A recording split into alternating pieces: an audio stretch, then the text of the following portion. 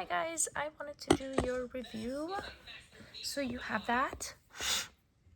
So, I've never tried to do it on Word before, so we shall see how that goes. Not off to a great start. Okay, we'll see what happens. Nope. Okay, I'll figure it out.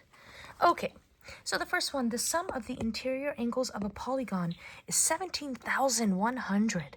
How many sides does it have? So, the sum of the interior angles formula is n minus 2 times 180. And then the sum of the interior angles is 17,100. So we set that formula equal to 17,100. And then we begin to solve for n, which would be the number of sides. Divide by 180 on both sides. So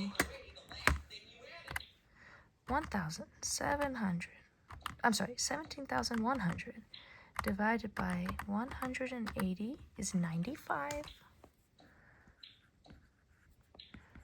So that's n minus 2. And then now I just got to add the 2 to both sides to get that n equals 97. So this is a 97 gon, or it has 97 sides. Okay, so now let's keep going. 2, 3, and 4, we're looking at interior angles here, exterior angles there. So for number 2, I need to know how many sides I have. I can count the sides or I can count the angles. 1, 2, 3, 4, 5, 6. So this is a hexagon where n equals 6. So I first need to know what the interior angles of a hexagon add up to. So I will use the n minus 2 times 180 formula. And n is 6, so 6 minus 2 times 180. 4 times 180, and that is 720. Okay, and then now that I know what the sum of the interiors equals, I will add up all my sides and set it equal to that. So I'll start with x. X plus 90 plus 150 plus 130 plus 97 plus 120, and now I'm back at x, equals 720. I need to add all these up. So here we go. 90 plus 150 plus 130 plus 97 plus 120 equals 587.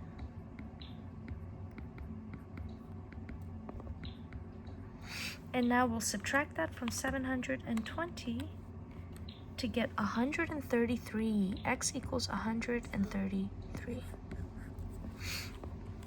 Okay, so that's number 2. For number 3, again, I need to know how many sides I have. 1, 2, 3, 4, 5, 6, 7. 7 sides is a heptagon. So n equals 7. So let's do this over here. Add up all the sides. First I need to know what a heptagon adds up to. So I gotta go n minus 2 times 180.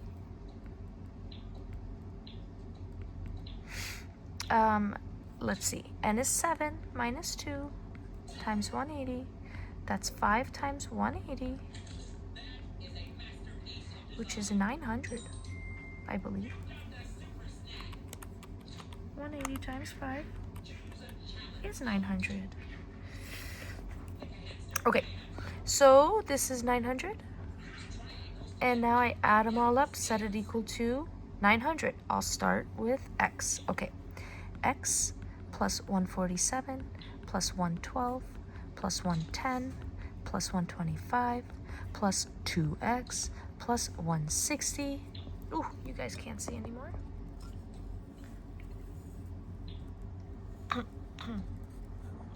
Okay. Plus 160. Where was I? And now I'm back at x. So equals 900.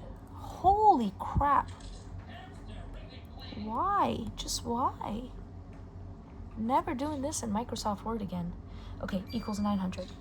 So now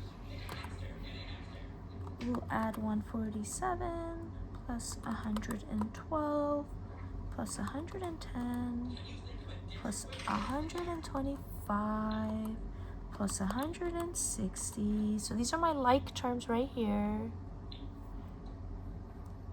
These guys are all like terms. We'll add them up. I get 654. And then we also have these like terms. X plus 2x is 3x equals 900. And then what I will do is subtract this from the 900, the 654, and I get 246 equals 3x. Divide by 3, divide by 3. That gives me that x equals 82. Alrighty. In number 4, we are looking at exterior angles. So the sum of the exterior angles of a polygon, no matter what, is always exteriors. Always 360 degrees, no matter how many sides we have. So I'm going to add them all up, set them equal to 360. 49 plus 6x plus 33 plus 83 plus 7x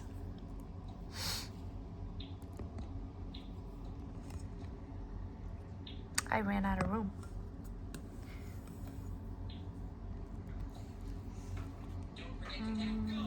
Can I scroll this way? Nope, there's just no more room. Okay. Equals, sorry, this is sloppy work, guys, but equals 360. So combining like terms, 49, 33, and 83.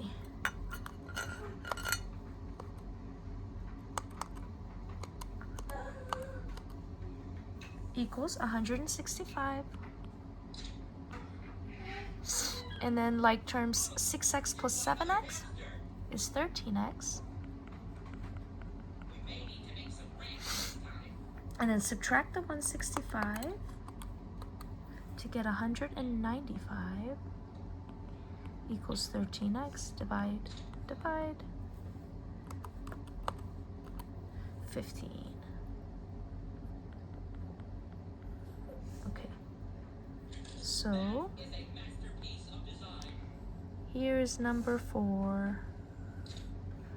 And this one is number 3. And this one is all number 2. Okay. Alrighty. Okay. So now, let's keep going. Find the value of each variable in the parallelogram. Okay. I need to know what A is. And I need to know what B is. In a parallelogram, opposite angles are congruent, so B is 101 degrees, just like that. 101, not degrees, because B has a little degree symbol there. So if you're given an angle measure, put degrees. If you're given a variable, usually no degrees. And then consecutive angles are supplementary. They add up to 180. So this guy's got to be 79. 79 plus 101 equals 180. Or I could subtract 79 from 180. Okay. Number 6. Again, opposite angles are congruent. So that 103 has to equal B plus 16. Subtract the 16. B equals, that's going to be 7, carry 9, minus 1. is 8. 87. So B is 87. Whew. And then also in a parallelogram, opposite sides are congruent. So A minus 10 must equal 18, which makes A equal, why are you doing this to me? A equals 28. Okay, moving on. The thing about diagonals with parallelograms is they bisect each other, which means this guy is congruent to that, and this guy congruent to that. The pieces of the same diagonal are congruent to each other. So C plus 5 equals 11. That makes C 6. Subtract the 5 on both sides. D plus 4 equals 14. So D is 10. Subtract the 4 on both sides. Wait, what? Okay, subtract the 5 on both sides. Here, subtract the 4 on both sides. Okay.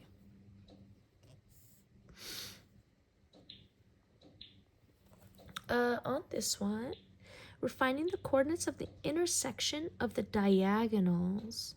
So I know in a parallelogram, the diagonals bisect each other. So I know that I am looking for the midpoint of the diagonals. So for midpoint, I just need midpoint formula, which is x1 plus x2 over 2, y1 plus y2 over 2. So I'm not terribly afraid of this. I'm just going to draw me a parallelogram. I'm going to do what we call a crappy graph. Q, R, be careful, S goes here, not here, T. So we have negative 8, 1. We have 2, 1. We have 4, negative 3. And we have negative 6, negative 3. And now that's important because I need to know that my diagonals are between Q and S and R and T. Okay, if I don't draw it, I may mess that up. This point is the midpoint of either one. Because they told me it's a parallelogram, I am guaranteed I should only really have to do this with one set of points. Choose whichever ones you want. I'm going with Q and S. I'm adding the x's. Negative 8 plus 4 over 2. 1 plus negative 3 over 2. So this negative 4 over 2 is negative 2. And this is negative 2 over 2 is negative 1. Right there. All right. The next one, 3 vertices of this quadrilateral are given. They want the last one. Okay, this actually can get tricky, you guys. So please pay attention. It can get tricky. So let me show you why and how. So I'm going to try to draw a semi-accurate graph because it helps. So J is 1, 4.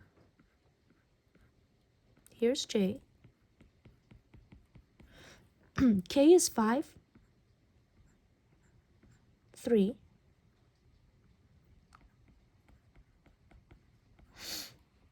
J, K, L. L is 6, negative 3.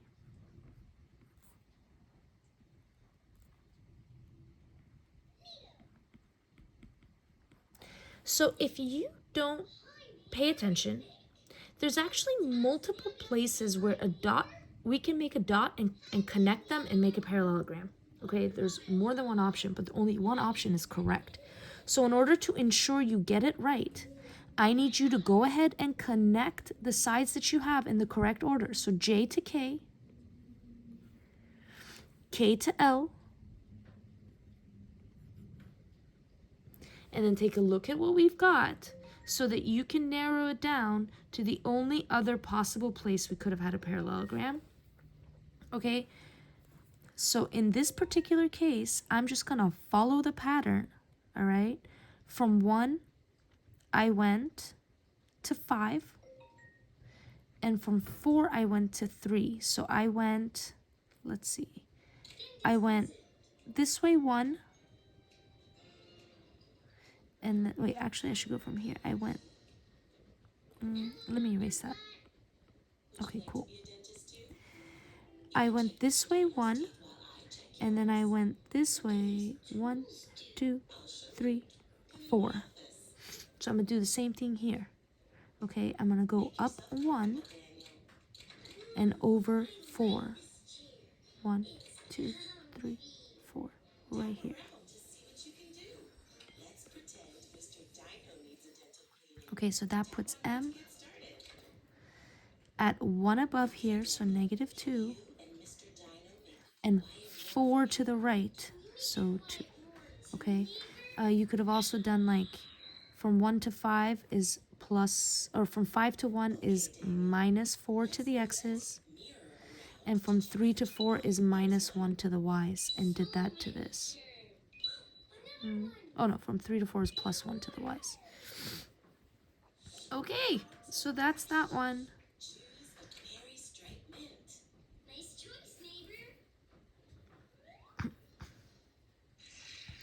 Okay. State which theorem we could use to say that these quadrilaterals are parallelograms. Okay, let's take a look here. I've got opposite sides congruent. So opposite sides congruent theorem. The parallelogram opposite sides congruent theorem.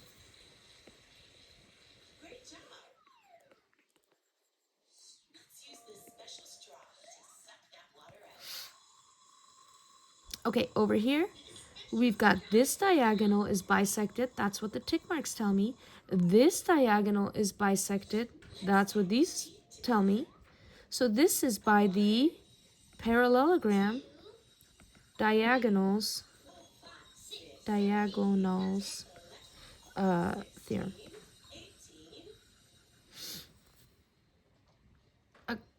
All right, let's keep it moving. Over here, we've got opposite angles congruent and also opposite angles congruent. So this is the parallelogram opposite angles theorem. The names of the theorems, guys, I don't expect you to remember the names of the theorems, okay? I do expect you to know what they are and know that they prove these things to be parallelograms. That's what's important. Alrighty. Holy crap. Okay. Find the values of x and y that make this thing a parallelogram. Well, our knowledge of the theorems is going to come into play because opposite sides are congruent. So y plus 1 equals 3y minus 11. Subtract the y, we get 2y. Add the 11, we get 12. Divide by 2 on both sides, y equals 6. And then for the x's, 4x plus 7 equals 12x minus 1. Subtract the 4x, I get 8x. Add the 1, I get 8. Divide the 8, x is 1. For this one, diagonals must bisect one another, which means that these two must be congruent. 6x minus 8 must be equal to 4x. Okay? I don't like negatives. So I would move the 4x and move the 8. But it kind of goes against what a lot of you learned about algebra. We don't want to leave one side with nothing in there. So subtract the 6x from both sides. We get -8 equals -2x, and the negatives will cancel when I divide. X is 4. Okay. Alrighty.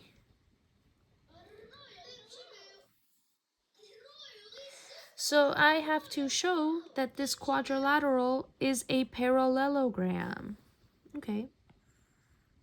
I'm going to draw it semi-accurately. W is -1, 1, 2, 3, 4, 5, 6.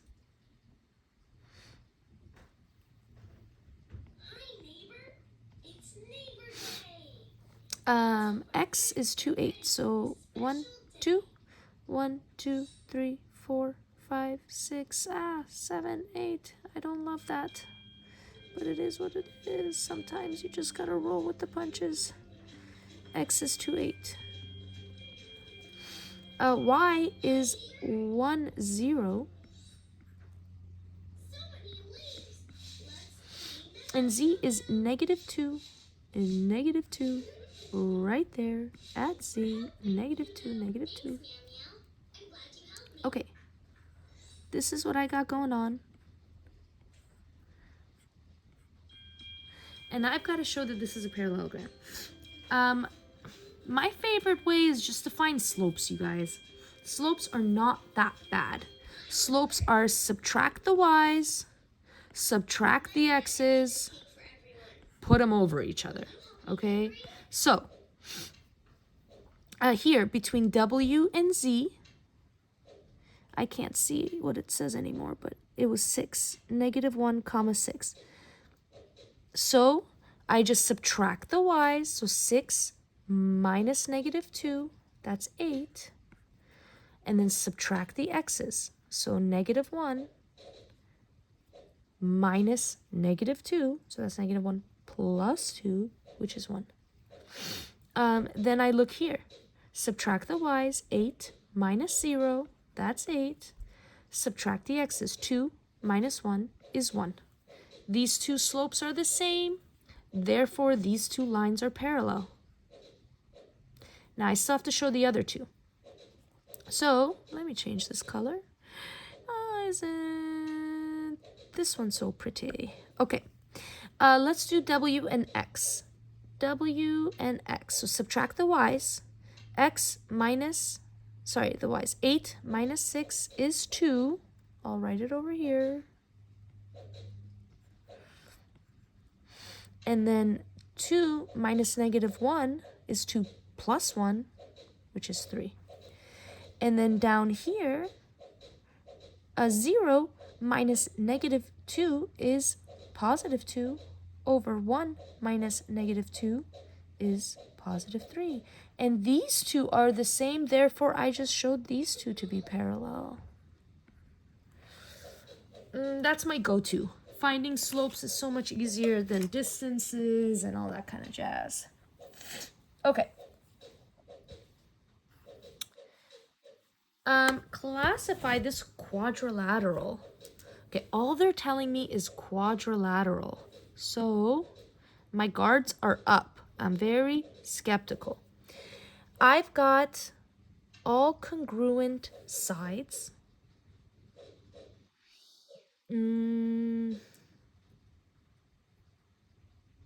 Oh, this is a good one.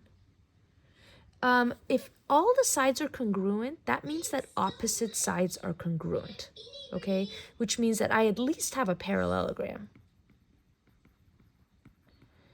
Which means that if this is 56, this is 56.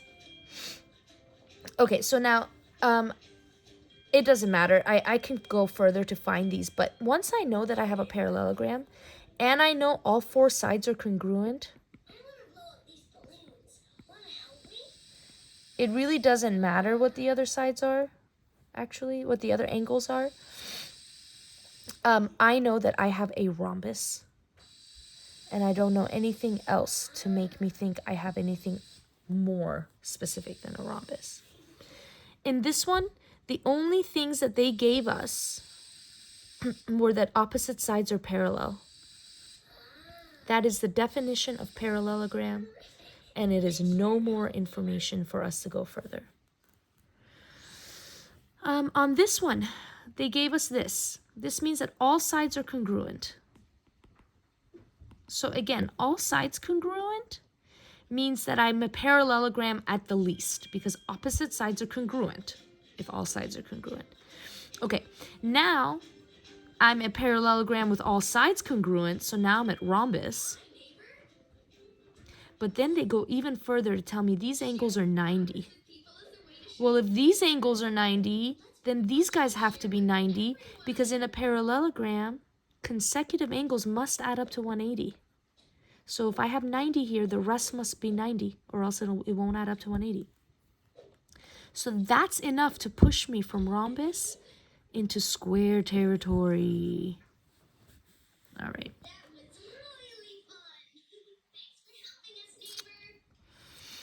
Okay.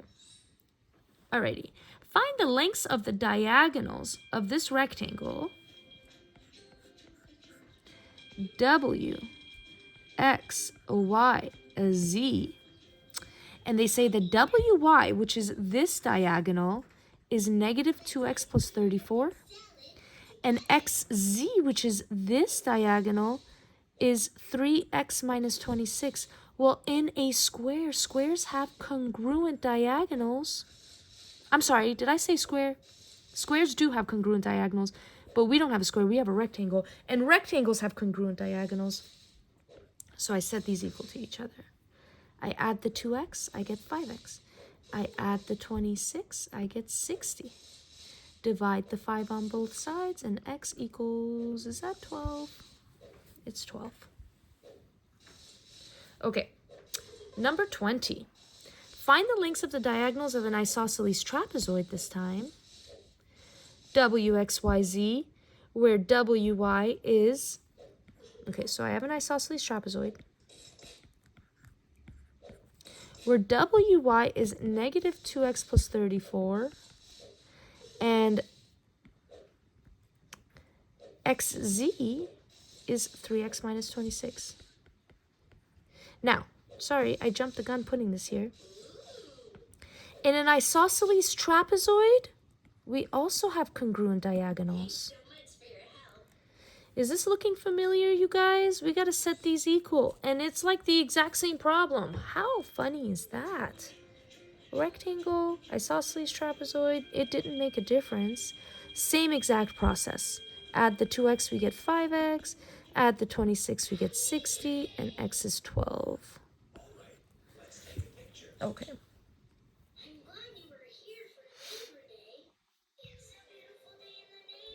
Okay. Find the measure of each angle in the isosceles trapezoid. We gotta find all these angles here. Okay, if this is 58, these are base angles. Base angles are congruent. And then I have two options here. I could use parallel lines to say that these two angles must be supplementary. So I could go 180 minus 58. But if you wanted to add these two angles, call these x and x, add all four up and set them equal to 360, you can do that too. Either way, we will get the same answer. So what we get is 122, I believe. Yep. These are 122. So find the measure of each angle. Yeah, we have 122, another 122, and then 58. Those are the missing angles. In number 22, find the length of the mid-segment trapezoid ABCD right here. So 39 mid-segments. I got to go halfway in between these guys. I got to go 39 plus 13 and then divide that by 2. 39 and 13 are 2, 4, 52 over 2, 26. Interesting. Okay, so this one is 26. Number 23. Decide whether this this thing with these coordinates is a rhombus, square, rectangle. What is it? So for 23, we'll go here. Whoa. There we are. Okay. I am trying to beat my son home. If my son gets home before I finish this video, chaos. It will be chaos. Okay. 1, 2, 3, 4, 5. 1, 2, 3, 4, 5, 6, 7, 8. 5, 8 is where J is. 9, 6. Okay, so 5, 6, 7, 8, 9, and then 6. 1, 2, 3, 4, 5, 6. K is 9, 6. Okay, L is 7. 1, 2, 3, 4, 5, 6, 7. 1, 2. That's L. And then M is 3. 1, 2, 3. 1, 2, 3, 4 here.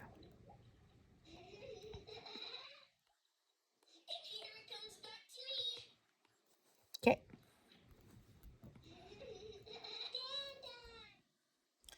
Okay, so it looks like I may have not drawn it perfectly accurately, but as of now, I'm thinking that this might be a square, it might be a rectangle.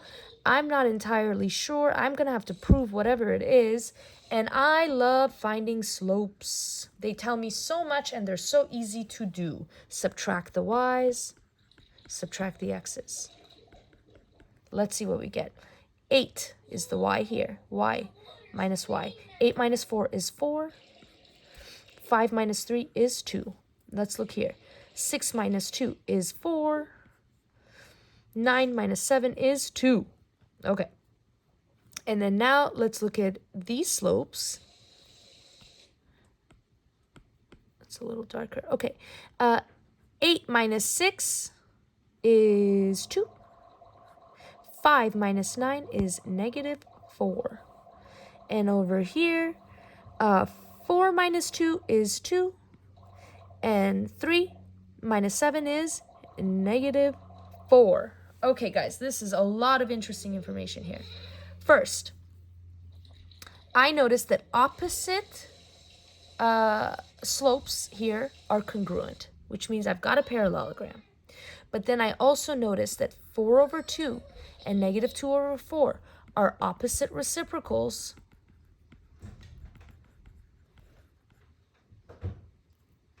That makes these perpendicular all around. Okay? So that means that I've got at least a rectangle. I've got at least a rectangle. But is it possibly a square? I gotta make sure. The easiest way to make sure is to check the diagonals. Sure, you can do distance formula around this bad boy and prove that all the sides are congruent. You can do that if you wish. But there's something else true about squares, and that is that their diagonals are perpendicular. So I can just find the slope between J and L, which is just subtraction, and the slope between M and K, which is just subtraction. And if they're perpendicular, it's a square. And if they're not, I'm back to rectangle. So let's try it. Let's see. 8 minus 2 is 6. 5 minus 7 is negative 2. Now this way. 6 minus 4 is 2.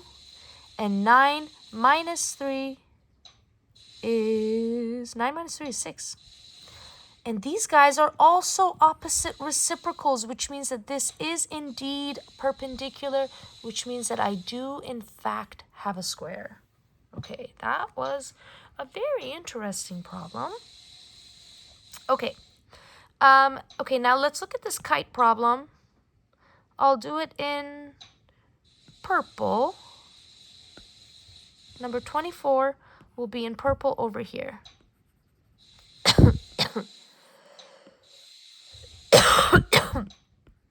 Sorry, guys. Okay. A kite has angles 7x, 65, 85, and 105. Find the value of x. Okay. I can do that. I can find the value of x. I just got to add all these up and set them equal to 360 because this is a quadrilateral. So 7x plus 105 plus 65 plus 85 equals 360. And then I go 105 plus 65 plus 85 is 255 plus 7x equals 360. And then subtract the 360, and that's 105 is 7x. And that makes x equal to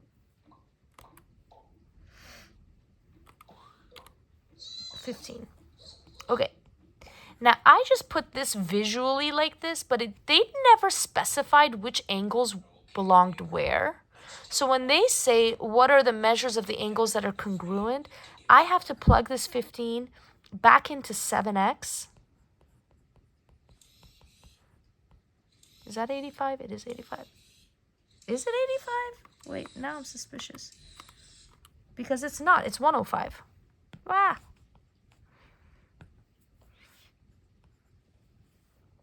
So what are the angles that are congruent? The 105. So this is actually wrong, this placement that I put, but it doesn't matter, okay? The 105s are the ones that are congruent.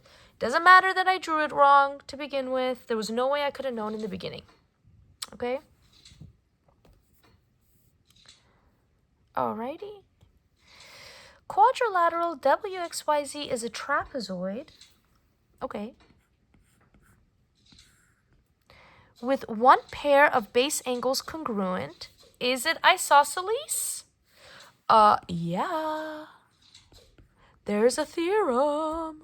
There's a theorem that says if a trapezoid has one pair of congruent base angles, then it is an isosceles trapezoid. So that's why, okay? That's my reasoning.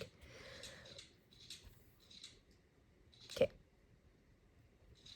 What's the most specific name for this quadrilateral? They are being kind. They have made it look semi-accurate at least. Here, all the information I have, I will write it down. All the information I have is one pair of parallel sides. So the most specific I can get is trapezoid. So please do me a favor and jot down the information that you have and then decide. Don't let your eyes do the deciding for you. Here we have a quadrilateral. All the sides are congruent. Now, all sides congruent does mean opposite sides congruent. So we do have a parallelogram with all sides congruent. That means rhombus. And over here, we have opposite sides congruent. So we have a parallelogram that has 1, 2, 3, 4 congruent angles.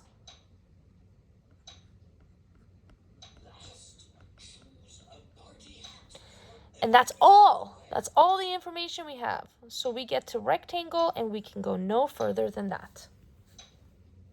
Now again, they were nice. These guys looked like what they were. Yeah, I don't know. I don't know if I'm that nice.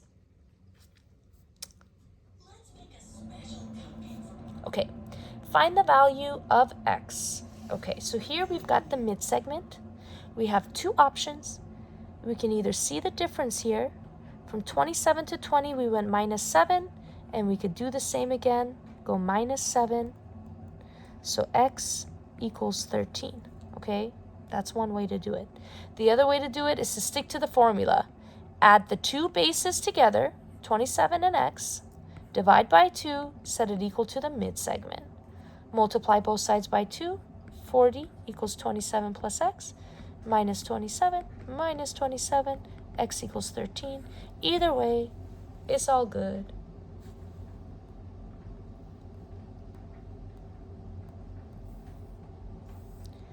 And last but not least, here we go. Find the values of C and D. Well, I can't find C or D directly, okay? There's nothing else with a C or a D in it to help me find them. The only thing I know has come up more than once is B. So I have to first find B.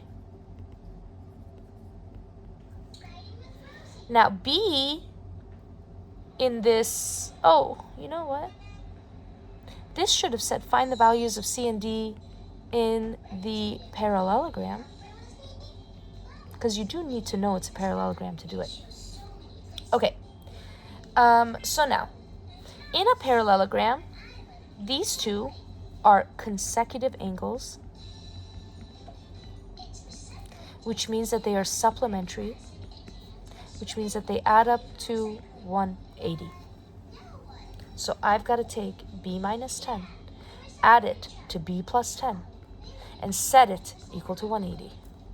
And then I've got to not get discouraged with the way that these numbers are going and take my time and be calm. Yes, the 10's canceled. No, that doesn't matter.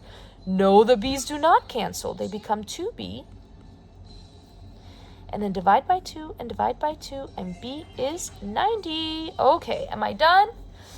No, they wanted C and D. They did not care about B at all. They did not. So we have to take this B back into these and see what these actual angles equal.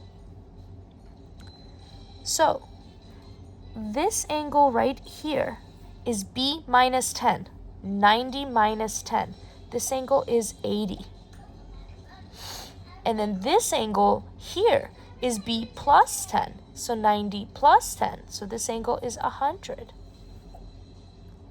Okay, now because it's a parallelogram, opposite sides are opposite angles are congruent.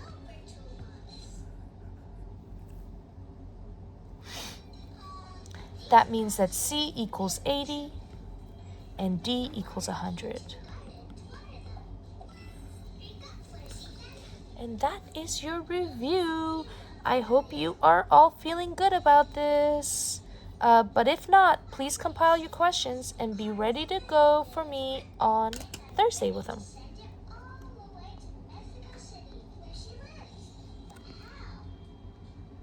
Oh my God, my phone doesn't want to stop this